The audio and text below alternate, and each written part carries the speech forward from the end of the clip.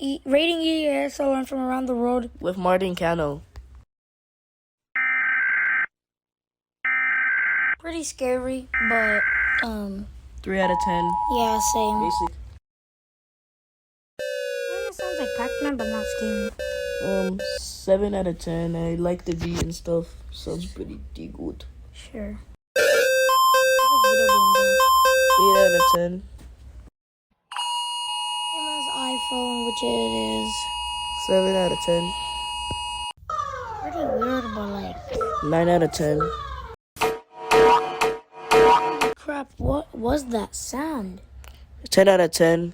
Well, that's the simple alarm that I love. It's my country. 6 out of 10. Sounds like the UK.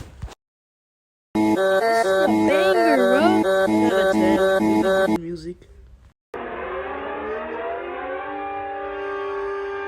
Dude, the EAS alarm sound itself is unsettling.